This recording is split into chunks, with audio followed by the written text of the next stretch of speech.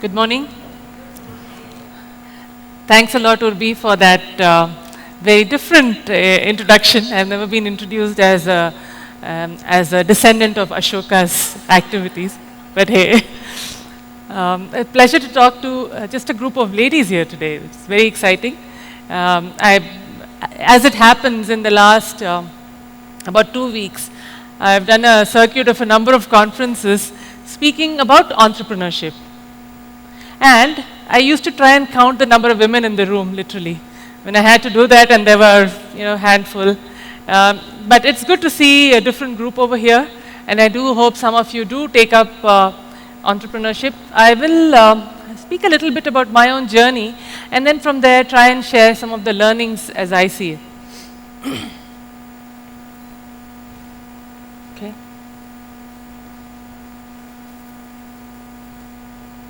Yeah. There we are. So my own journey of entrepreneurship has had a number of phases. In fact, there's a fourth one that I'll talk about, which is where I'm now entering. But the first brush of entrepreneurship was really in 1990, which was from a little bit of a distance, and I'll explain why. And the second one was in 2000, when I actually started the company, jumped into it headlong without really knowing what it means. And later in 2008, a third round, which has been a more mature and studied entry. And now there's a fourth phase, which is more about parallel entrepreneurship, and I'll talk about that in a minute. So what was the first phase? That was in 1990, when my contribution to the world was to produce my first baby. And that was the best contribution I ever made. And my husband decided right then, when I had just had my baby, which was 3 months old, that he's going to leave his job and become an entrepreneur. It was all very exciting and great thing. He should do his whatever he has to do. But what is my role in that? I was working, of course, at that time, and took my little break, came back. So my role was to provide the paycheck so that we could eat and my baby could be fed, very importantly. Secondly, while I'm jokingly I have put down provide the coffee and don't nag, but really as my role was to ensure that he got whatever support, because in those days when he started his first company called IT&T, there was no concept of venture funding. So it was our own whatever little resources. There are a bunch of them who came together and started this business. It was all about making that little money that you have run as fast as possible. There's a lot of learning that we got he as an organization, me as a part of that, a partner to that organization in a way to speak, as to how to be really very, very frugal with money.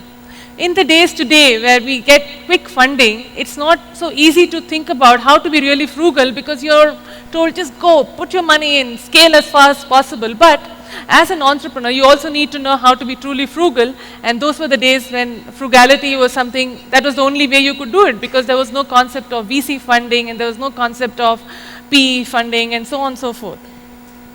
But it was very exciting, because the way they jumped into being an entrepreneur was by getting, of course, identifying a very interesting segment, which was those are the days when PCs had started to come in.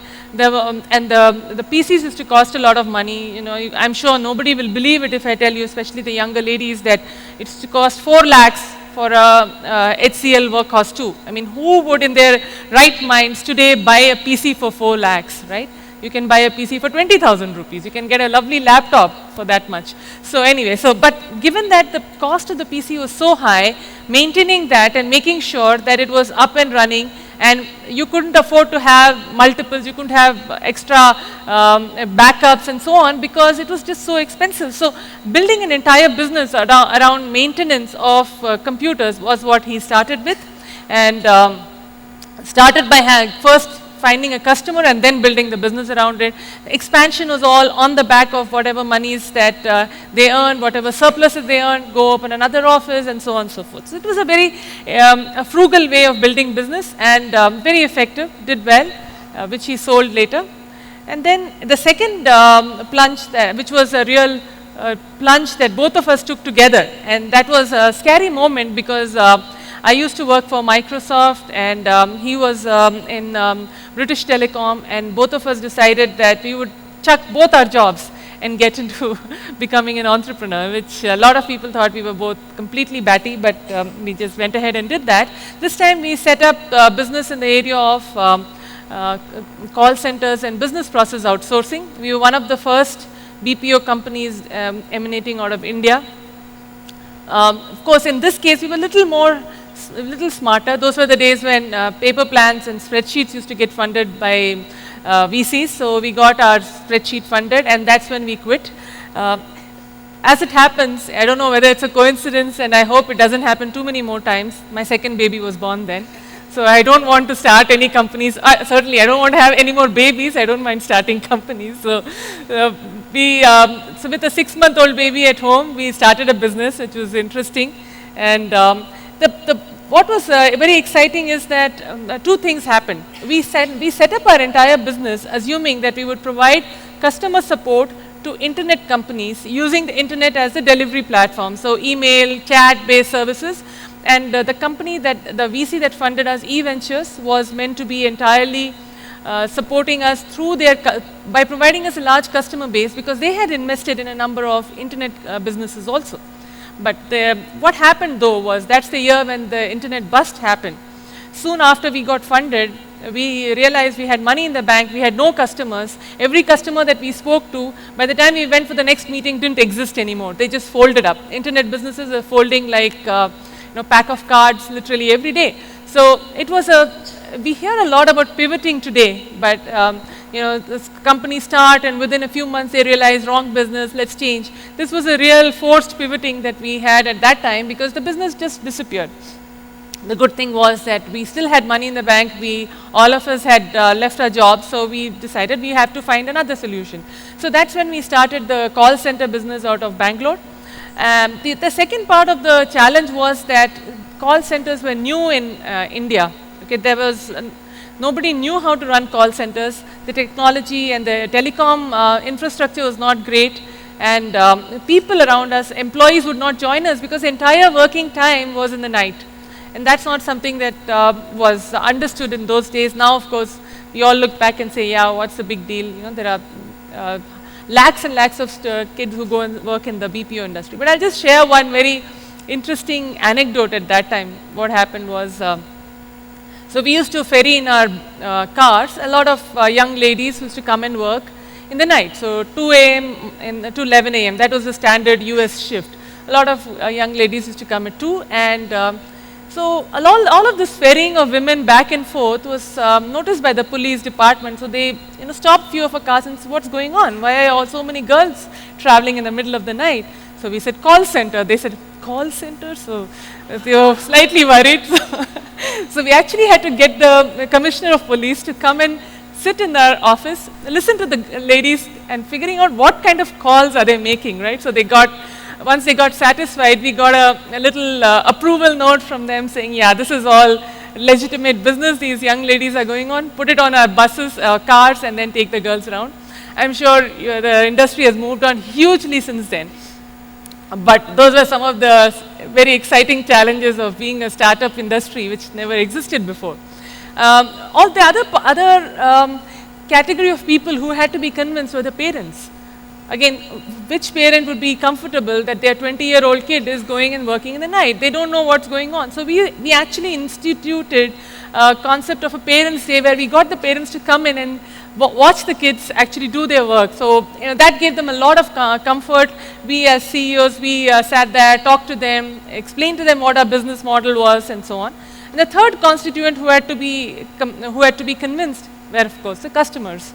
Nobody had outsourced any work to India at that point in the call center space. So it took a lot of hard work and a huge amount of perseverance to go customer after customer after customer and make sure that when you get your first customer, then things change. But till you get your first customer, people just wonder, is this at all possible? How can you actually do this? Will the technology work? Will the accent work? Will customers in the US and UK be comfortable with calls happening from India? So we had our moments. We actually were featured in the New York Times front page. I still have a clipping of that article which said, this call is from they put a photo of a young girl who's taking a call and said, I am from Bangalore, but I can't say so. And they talked about the whole call center industry, and that was one of our young ladies who was featured in that. So that was the first startup from which I actually co-founded. We sold that company to ICICI thereafter, and now it's one of the largest call center businesses, I think third largest from India. It's called First Source. It started off with our customer asset with the company. The third phase, which we are still part of, is we set up this company called Tutor Vista. And this time, after customer asset, I went back and became part of another large corporate called Tesco, where Tesco is a retailer. I set up their entire IT and back office center in Bangalore. Some of you from Bangalore may have heard about it. It's called Tesco HSC. There's a lot of very core IT work for Tesco that gets done from Bangalore. So I was doing that, and Ganesh, that's my husband, he decided to start another company called Tutor Vista. The whole concept behind that was, we said that in the US and in some of the other more expensive markets, tutoring, while is required, is extremely expensive. You're talking about $40 to $50 an hour, and then perhaps you have to cart your kid somewhere to the tutor to get the one-to-one support that the child needs. So we said, and we had the experience of the whole outsourcing business. So we said, is there some way we can put it all together? So that's when we started Tutor Vista. And again, my role in this, in the initial days, changed back from being a co-founder to be the coffee girl. So this time I was a coffee girl and did a lot of the thinking and working with them, but I was still working with Tesco. And he started customer asset. He started Tutor Vista, where the whole business model was that we would provide one-to-one tutoring to students in the US with teachers from India and use internet as the platform for delivery. So we currently have about 30,000 students in the US who take one-on-one tutoring from teachers. They have about 2,000 teachers in India, maybe another 600-700 in the US. All of these teachers work from their homes. So we moved away from the model of a center-based model where we got all the tutors or got all the people to do the work. From there, we didn't do that at all in Tutor Vista. We said that the teachers will work from their homes, the students are in their homes, we will acquire the customer through internet marketing. So now we have huge amount of expertise in internet marketing and delivery. Now the difficulty of delivery, it becomes even more when you don't have the people sitting in front of you, that you cannot watch and see what they're doing. So the teachers are working from their homes. They are doing whatever hopefully what we ask them to do. So the technology platform became the most critical part of our whole operation. We had to ensure that everything ranging from whether the customer acquisition to scheduling the teachers, to making sure that the content that the teachers used were satisfactory, the kind of sessions that they were doing were satisfactory. All of this had to be done using technology. So a big part of what we did in Tutor Vista was to build that technology platform on which this whole service was being delivered. Now, in 2006, Tutor Vista was started, and we built out the business. We had 2 rounds of funding then. We got Sequoia to fund us to start with, and we wanted a real marquee name because we knew that we were going to build something really big. So we wanted a very, very strong VC to start our whole program. So we got Sequoia to fund us. Then when we realized that internet marketing was going to be core to our business, we got Lightspeed to provide us with the second round of funding. And Lightspeed is a Silicon Valley based VC who's got a lot of investments in very popular and successful internet businesses. So we got a lot of learning from them. And then after that, by the time we finished our Series B, we looked at the India market and we said, what is the model that we should be using? So I became a co-founder at that stage and joined the existing Tutor Vista founding team as a third co-founder, and said we'll launch the India business in a very different manner, because doing an internet-based business in India at that time certainly was not, in 2008, didn't make sense. 2007 didn't really make sense. There wasn't so much of proliferation and usage of internet at that time. So we went ahead and acquired a company called EduRite, which was into digital content. And we took that and built out a complete business of 3 different verticals. So one was in providing digital content-based solutions to schools, and currently we have 3,000 schools. So between 2008 and 2012, we made tremendous progress in all these areas. We have 3,000 schools which use our digital classroom solution called DigiClass.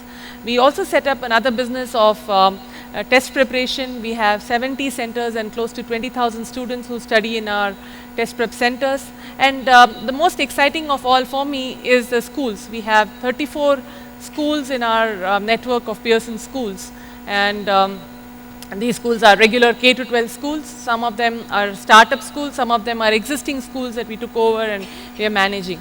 So what we did was that so in 2007, we acquired EduRite, and then as we were expanding, we did a Series C raise where we got Manipal and Pearson to be strategic investors and provide us the Series C funding.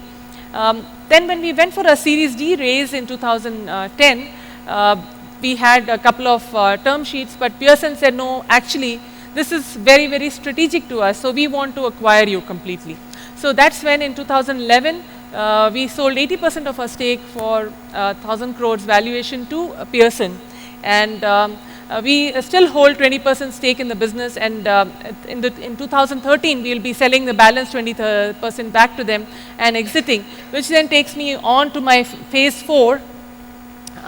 That is in the last about 8 months or so, the 3 of us, Ganesh, me, and the third co-founder of Tutor Vista, the 3 of us have funded 6 companies and actually promoted and funded 6 companies, which the companies have their own operating team, but we are advisors and we are strategic partners and also on the board and provide venture funding, angel funding.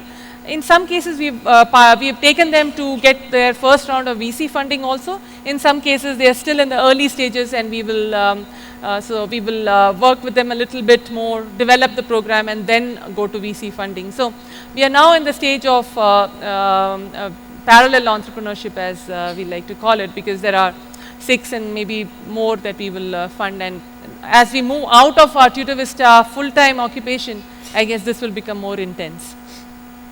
So having spent now last about 15 years or so as an entrepreneur in some way or the other, I thought I'll share some of my thoughts on what I think is the spirit of entrepreneurship and why should one become an entrepreneur or not.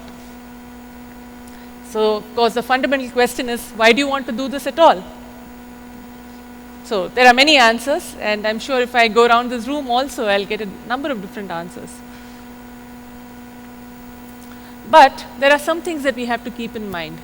There are a number of things that are very difficult if you're an entrepreneur. And that's the point that I was making to Urbi, that it's not that, yeah, it's, I want to get better work-life balance. If you become an entrepreneur, I can probably do that better. My time is my own. But just hardly 5% of startups actually go beyond Series A, if at all they get Series A. So there is a high degree of mortality in the early stages. So you have to be sure that this is something which you want to do. There are too many mountains to conquer. You have to get a business plan. You have to have the business has to be, the customer has to agree, the people have to agree to work with you. You have to get the tech people. You have to find someone who's agreeing to fund you. You have to maybe convince your family. There are so many things that you have to make sure fall in place. And then there are many masters to please, and I'll come back to that in a little bit. Earlier, and today being an entrepreneur is a little sexy, but those days it was, oh, poor fellow, he couldn't get a job anywhere, so he's messing around with something at his home.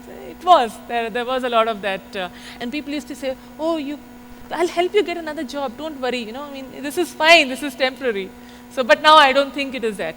Frugality is the reality. It is very, very real that you have to be extremely frugal, both in your professional and in your personal life. So then why? So the whys: do we want to become rich, follow a passion, scratch an itch that, even I want to have tried out being an entrepreneur? Many reasons. But there are two things that I strongly believe that you need if you want to be an entrepreneur. One, you need to have an idea that you're seriously passionate about. Okay? We were absolutely clear in Tutor Vista that there was a model, and it was not easy to convince people to fund us also in the that why on earth will a student in the US want to learn mathematics from an Indian teacher, or English, by the way. Our second largest tutoring is English.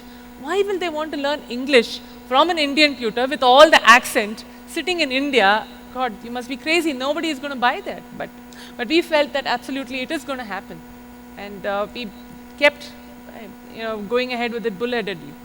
Then the second part then follows, that you have to be stupid enough to believe that you can actually make it work. And I make that point with a certain degree of realism. A number of times we have been very stupid in taking up things, okay? But you can't be so stupid that at some stage you say, okay, you need to change your model. Fine, the internet went bust. Okay, I can't keep saying, no, I will still build an internet business. I have to find something else, and I have to pivot. I know that online tutoring has really done exceedingly well in the US, but trying to force that down the throat of the Indian audiences, there's no way I would have built a scaled business. So you have to be stupid, but at some stage you have to understand your limitations and change your business plan if that's what is required. There are a lot of opportunities today, no doubt about it. The economy, okay, the train agrees with me that things are going great. There are a lot of opportunities. There are many young people there who are looking for to address these opportunities. Also, very important is that the ecosystem today has improved tremendously. That we are even sitting here and having a conversation of this nature would have been unheard of even 10 years back or 5 years back. There are so many accelerators, there are so many angel funding that goes on. There are many conferences. There's the TIE, there's the GSF, which we are part of. All of these are bodies through which you can get a huge amount of support. You can hear from a lot of people who have built businesses, people who have sold businesses, people who have failed, because you do need to hear about failures also. And that's something that was never there. So today, there's a lot, the ecosystem is significantly improved. There's angel funding, there's VC fundings there are VCs of various sizes and shapes. There are PEs who come in midway through when you want growth capital. And there are people who have done well. So there are examples. And in the e-commerce business, as we see today, lots and lots of people have jumped in and burnt their fingers and exited also. So we are seeing both sides of the market. There's a lot more of action. And Bangalore certainly is a huge hive of activity. There was some study that I was reading which talked about which are the best places to be an entrepreneur in. And in Asia, after Singapore, Bangalore is the next best place. So we are in the right place, really. So if you decide, yes, that this is for you, then what are some of the pressures that you need to handle? First of all, you need to see if you have a big idea, what are the challenges? Okay. You have to identify an opportunity. You have to study, is there a market for the business? What is the competition? For instance, when we entered the Indian market,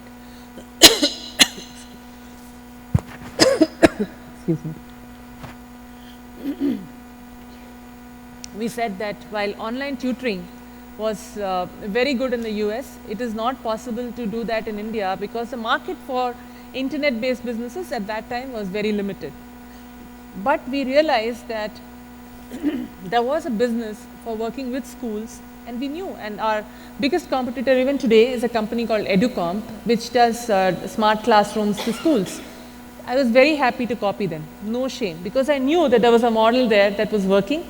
Of course, it was still early stages of the market development. I knew that what we could create would be certainly extremely competitive because we had fantastic content through the acquisition of EduRite. Put that together and then go for the market. The second part is, while you understand the market and see what are the challenges there, you need to know how best to address the opportunities that it provides us. Again, back to the option. Back to the India business, I was telling you, we saw that yes, there was this company which was offering a solution, and when we acquired EduRite, they had a huge amount of digital content that was very aligned to the Indian school space, and we knew that we could go to the market with that. But we also saw what EduRite had been doing then. It was a very small company. They were able to reach out to a few customers. They were selling only the content. They were not selling a full solution. So the kind of return they would get, or the ticket size from every school was really small. So we completely changed that model and came up with a whole new approach of a build, operate, transfer solution for schools. I won't go into a lot more of detail, but the point is that we found that there is a niche. The way that niche is being addressed by the existing company is not something which is scalable, and we created a completely different model. Our schools management business, again, we came up with a completely new model of an asset-light approach. So the school land and building would be owned by the promoter of the school, whereas our role would be to do everything from A to Z, from the curriculum to the teacher recruitment, teacher training, day-to-day management of the school. So this was a really good approach for us, because it was not so asset heavy. All our funding was not going into building buildings, whereas the funding that we had was going to create fantastic school management solution which the schools could actually use. The second important question that one needs to answer at any point in time is, do you want to take external capital or do you bootstrap? Like I was saying, our first business, IT&T, was completely bootstrapped. Even with Tutor Vista, till such time that we were able to prove that this model actually works, we bootstrapped it. We put in some 50 lakhs, started it off, got the business going. Then when we went to Sequoia, we actually got a lot of interest because they saw it's working. So sometimes it makes sense to bootstrap. But when we started customer asset, we had zero balance in our bank account, so we just kept quiet, took the money and started. So different times, different things that you do. The second thing, or the third thing that we all need to think about is that, are we building a business which is a nice niche lifestyle business, or are you building a business to scale and grow into a really large business? And both models are fine. I mean, different people have different requirements. A lot of people like to have a small business that they can run from their homes or in their spare time, and that's a fantastic option also. So keeping a business small has its own advantages, which is that you can spend as much as you want, time as you want, you can grow it at the rate at which you want, you can be profitable. For instance, running a preschool. Very good business. You can run just one franchise center of a preschool. You're working elsewhere, you put somebody there, you just oversee it. Or as a mother who's a stay-at-home mother, you want to spend 4-5 hours doing that business, perfect. But you cannot make a large business which you can scale and list or sell. It's not going to happen if you have a single preschool. Both are just fine. It's just that you need to be clear what role or what direction your business is ever going to take. The second, which is always a very controversial thing, should you build a business to last or should you build it to flip? By that I mean that you build it, you take it to scale, you sell the business, you exit, you go on and do something. Again, both are good options. There are some companies, some individuals who like to build a business that they will grow, list, be with it for the rest of their lives. And our model has been to build a number of businesses because we felt that our skill sets and our capabilities to understand where the opportunity is, create a business, build it to scale, and then make it part of a larger entity which can take it to a different level. So both are very satisfying options, depends on what each of us is interested in. Taking a business model that somebody else has, copying it and doing a better job, is that better? Is there a model that worked in other countries, bring it to India, replicate it and make it work? Flipkart versus Amazon, okay. Of course, you still have to make the changes in India. For instance, if you're a Flipkart in India, you have to do cash on delivery. Amazon would never have dreamt of something called cash on delivery, but that's what it is. So even if you copy a business model, you have to make very localized changes, or you build something which is completely unknown. For instance, the tutoring business of ours, online tutoring, has never been done before. So it was a completely new business altogether. And what are some of the perils when you it appears that there are a number of downsides. There is if you fail, what do people think of you? The good news is that in the last at least 5-6 years, I see that there's much less fear of failure.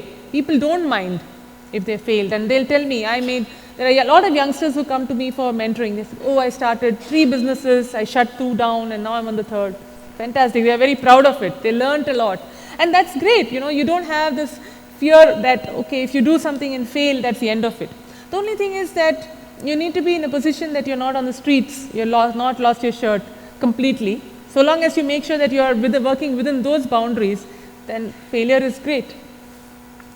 The other downside that a lot of people find it difficult to accept, that there is no glamour being an entrepreneur. It is hard work. Okay, there isn't enough money. There is hard work. You're doing literally everything, from being the office boy all the way to the CEO. You've got to do whatever it takes. And here are your friends who may have been from the same institute, same batch, etc., have gone and become managers, VPs, this, that, and you're still a startup CEO. Okay, so that is something and that's when the whole passion bit that I spoke about becomes very important. You really need to want to do this, because there are enough downsides. And ambiguity. Okay, you can't make sure that nobody is going to tell you this is the career path for you, right? You go and join a Microsoft or Google, they'll tell you this is the kind of career path you can have. Tesco would have told me for the next 50 years you can work like this. It's an 80-year-old company. So they can tell me what I can do. There is no career path. So you have to be able to deal with ambiguity, not only in terms of what's going to happen to you, what's going to happen to the business. There are so many people that you are taking on who are following your dream. That's important. Wrong reasons to become an entrepreneur. I'll come to the positives, okay, so don't worry. It's not all bad. But I just want to make sure that you think you're tired of working 12-hour days. Man, let me tell you, there is no end. I don't know when my day ends or begins, at least in my mind, okay. You're always on because you're doing something which you really are passionate about. So it's very exciting. So that's the positive side of it. But the fact is that you don't do it because you want to have a more cushy life. I've got a better idea. There are a lot of good ideas. Okay, I want to be a strategic thinker. I can visualize better than anybody else. Okay, so let's talk about why it's good to be an entrepreneur. There are a huge amount of personal benefits. Okay, the personal benefit that I have got is the amount of learning that you get being an entrepreneur, being close to the ground, to really know what makes things work or not, and you learn it really fast. I've seen a lot of young people over the last 2-3 years who built a business, and the kind of change in maturity that you see in them is incredible. You get to do everything. You get to do exactly what you like, and you can of course you have to do what you don't like. I mean, I'm not saying that you don't, but you can actually do those things which you really enjoy doing. Okay, you can build a business around things that you really enjoy doing. Okay, and that is something that it changes your perspective, it changes your confidence and your self-esteem dramatically.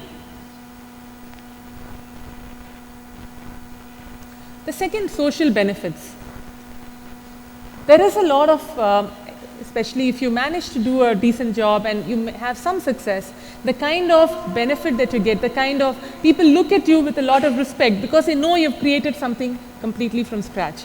Now, if I go back and look at my customer asset experience, we built a business and in an industry which didn't exist. So even today, I feel very proud to see so many of the people who used to work in customer asset in very large corporates and doing exceedingly well because they learned with us, they built the business with us, their own growth was so much faster.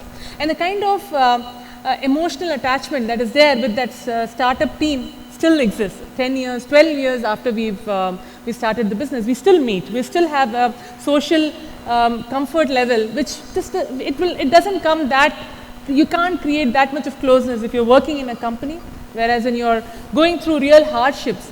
In customer asset, there were periods when, before we got our Series C funding, we had a period of time for about 3 months where we had no money. We didn't pay anybody their salaries. None of our vendors got paid. None of the employees quit. And they all stood behind us because they all believed in that. When you go through that kind of real tough period, it bonds you for life. So that's and women, all of us, I'm sure, like attachments, and like the emotional connect is something which is very important for us. So this is something which, for me, is very exciting. So yeah, the other, of course, I should talk about the other benefit is financial, and one can make it in a career. You can make, you know what kind of growth you will have and what kind of payoffs that you may get. But in if you're a successful entrepreneur, what you can make is something that I don't think I would have ever dreamt in any of my earlier days, that this kind of financial returns we could have got. So there are huge amount of positive benefits, but it's important to go with your eyes open. Okay, it is not something which is a walk in the park, like Urbi said. It certainly is not something which you do because you're tired of working regular hours, and it's really, you have a new baby, so let me give myself some time and space. You can't become an entrepreneur if those are the drivers. There has to be a driver which has to be much beyond that. There has to be a reason of wanting to change something in the world around you, maybe small, maybe big. There has to be a bigger objective and a bigger purpose. That's what then drives you and makes you do, because it is, like I said, you have to take a lot of people around. You have to take your families, you have to take your in-laws, who have to support you, because I have, my mother-in-law, they've all been used completely to the hilt. Please help me this, I'm going for a trip, I'm doing this, I'm working all nights, come help me. No shame at all in taking everybody's help. But that they will do if they see that you genuinely want to do this and you're enjoying it, and because everybody is invested in your success. They want you to be successful, they want you to be happy, and then they're seeing that you're doing something, really working really hard and trying to build something. Everybody will jump in. But for you to exude that aura of for everyone to want to help you, you need to be convinced that that's the big thing that you really want to do. And if you're convinced, then who better than you? And if not now, when would you do it? With that, I'll stop.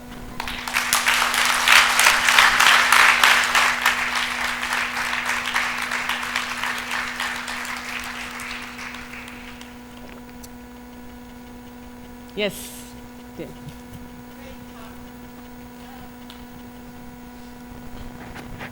I really enjoyed it. It was very inspiring. You mentioned about the decision to scale versus keep it simple, but sometimes based on the business, if you don't scale, then that means you can't really do the business. Any comments about how you realize if scaling is important for your particular business? Thank you. You're absolutely right, Delhi, that if you build a business which can only sustain if it scales. To give you an example, in today's market, if you say that I want to become an e-commerce business and I'm going to be selling apparel, you better be scaled, otherwise you're not going to make money, or you're going to lose whatever you have, because the business model requires that you sell lots and lots of product for which you advertise in the television and all of those things, because that's the only way it will work if you're scaling. But if you choose a business which you can do with your own resources, with a little bit of support from around you, and it can still sustain, that is something that, so right in the start, when you're making a decision of what you want to do, you need to be able to think 5 steps ahead and say, where will this business go? Okay, will it go to a place where it will remain 2-3 people, friends of ours, we all work together, we don't need to ask for large VCs to fund, because remember, a VC will fund you if he or she knows that this is going to scale, because their interest is in 3 to 5 years, they need to get X times the return and exit. That can happen if the business scales, and they will put pressure on you to scale also, which is fine. I mean, that's their objective. So you need to be clear, do you want to go down that path or not, right before you start that business. I'll go next. Hello, Meena. I would like to start with a disclaimer that my mother works for your competitor, EduComp. You mentioned that your school management policy is asset light. So yes. You provide the infrastructure and the technology while someone else provides, you provide the technology while someone else provides the infrastructure. How do you negotiate the extent of control and ownership in that model? Yeah, just a quick clarification. We, in a school management business, we don't provide technology. We manage the school. We run A to Z. We do the curriculum, the teacher management, getting the students, ensuring outcome. So the whole, so once the building is handed over to us, everything else is our headache. So that's the model really. It's a bit like a hotel model where the hotel is property is owned by somebody else, but Meridian will come and take it over, and then they run the whole thing as per Meridian standards, not whatever the landowner or the building owner wanted. So it is exactly that model. And see, at the end of the day, the reason why this relationship will work is that there is a commercial return that the landowner, the building owner, or the existing school owner will get, which is better than what they would have got on their own. So the offering that I bring to the table, whether it's my curriculum, my Pearson branding, the kind of impact that I make on the children, has to be such that parents will want to come to that school. So my focus has to be on the delivery, and the impact of the delivery has to be shown to the promoter as to how it's going to make a difference to them financially. So that's, it's a long answer. I can speak to you more offline, but that's the core of it is that it has to be a win-win for both. Excuse me. That was a very impressive talk, ma'am. I could relate so much to you.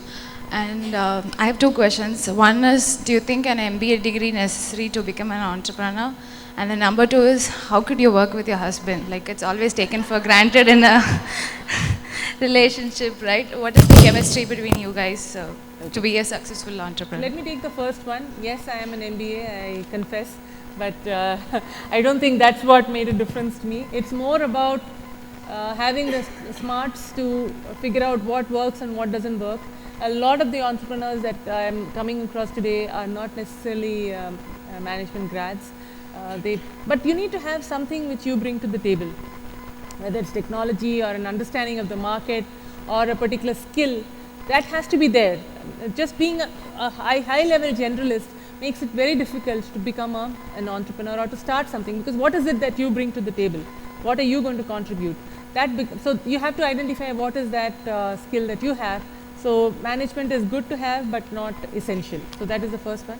Second one is that my husband and I, we started to work on the first of our startups, which was Customer Asset, first of my startup, that was the second. And then in Tutor Vista, and now in all the future also we are working together. So the reason why it works for the two of us is probably because we were together at management school. So we have a degree of, feel that we are both equal. So it's important to have that two of you are equal partners, intellectually or whichever way you want to see. Second is that we bring very complementary skills to the table. He is an external person, so he's very good with VCs and with people whom we need to sell to, whether it's a product or whether it's a concept. Is very strategic in terms of his thinking. Excellent negotiator and deal maker. My skills are very complementary. I can understand, and I'm very happy to contribute in thinking of a new idea, but I'm very good at execution. So we bring different skills to the table. And because we do that, we are able to respect each other and know that we are not trampling on each other's toes. We let each other do our own bits. That helps. Like I was saying earlier, the main reason is because he just, sort of thinks about the big things and then walks away, and I do everything. So I'm left alone to do whatever I need to do. Hi, my question is, you said you saw many people who quit from their startups and then started the other ones. Have you seen anyone who failed too soon, who didn't wait for too long to see whether it would succeed or not? I don't know. I'm unable to answer the question, but I'm sure as I keep meeting people, I would be able to tell you that. Most often than not, I find that people are not willing to call a spade and say that, yeah, this is not going to work, I have to bury it. That is the problem I see, rather than folding up too soon. I haven't come across that. People are normally wanting to stretch out longer and try out. That's what I find mostly. Meena, I have a question for you. While your talk was very inspirational, I'm not sure how many of us are going to land up being entrepreneurs. We probably might still work with a corporate for a long time. So, seeing that so many businesses are facing strong headwinds, I strongly feel that entrepreneurship should be part of the corporate culture. It should kind of drill down to the lowest level staff who's doing the job. So in your role as consultant, do you see that change in the way corporates think about entrepreneurship and why and how they need to integrate it? Yeah. It's a good point, and from my own experience in whichever company I worked for, whether it was NIIT or Tesco or Pricewaterhouse, Microsoft, what really helped was in each of those companies, I was given a fair bit of free hand. Or at least I took the initiative to get that little bit of free hand to build new businesses or new business units or just do things a little differently. I think that helped me become a more mature person faster and hence become an entrepreneur. But I'm sure equally my companies got a lot of benefit because they saw me willing to do much more than what was my job description, not be boxed in by that, but really doing what would make a difference to the company at that time. So yes, it helps both the individual and the company if there is that freedom to innovate is provided within the company. In Tesco, we actually set up a formal unit of innovation here, and it helped because the Tesco operations in India is so far removed from the actual retail operations in the UK that people here were not sullied, if I may use that word, by what's been happening for the last 80 years. So they had the ability to think fresh, and that really helped in a lot of very exciting innovations. I have a question. Can I? Okay. You spoke about the marketing study you have to do before you actually jump into the business. How deep the survey or the research you do? Is it basically you just surf online, or you get to meet the people, really talk to them and get it done to find the end result, like what exactly a customer needs? Yeah. How deep the study should be? Just to give you an example, in the case of Tutor Vista, while intuitively it appeared that there would be a market, and since we are offering tutoring at $100 a month, unlimited, and the students are getting $40 per hour they are paying, so there seems like there is an option, there's a great opportunity. But actually what we did was we went and spoke to a few hundred parents in the US to ask them that is this something that you would use, gave them free pilots to see, get their feedback, then built a whole model around it, and then went to scale it and get it funded. So yes, it is important to actually go and ask the customers what they want rather than doing your desktop research alone. Hi, thanks for the talk. You had a model on build to flip.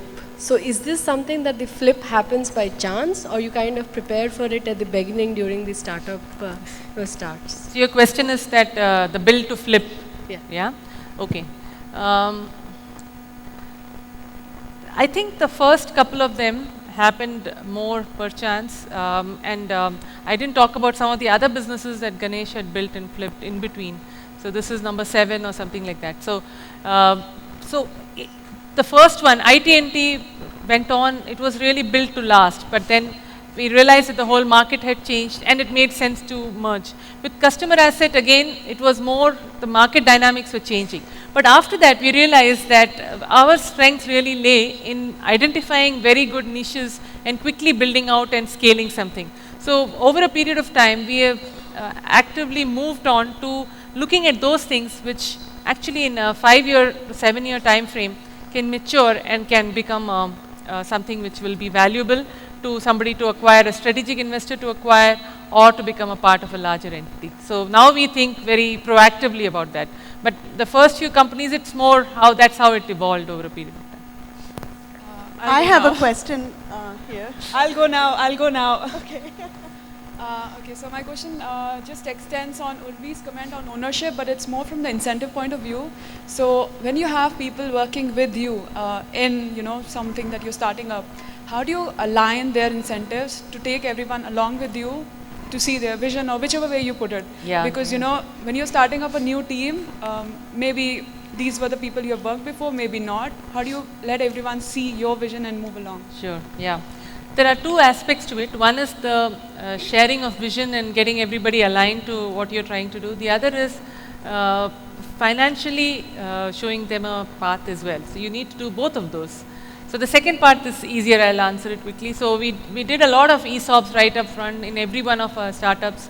We made sure that the key people got enough of ownership so that when the company grew and scaled and there was any transaction event, they also benefit out of that. And we're very happy that in both our large exits, we've had a lot of people making good money. So that was something which is satisfying. But I think the more difficult and the more sustained activity that you have to do is to share your vision with people right up front, show them what you're really trying to do and all the way down to the detail, but also show them the big picture. This becomes even more important when things are not going well.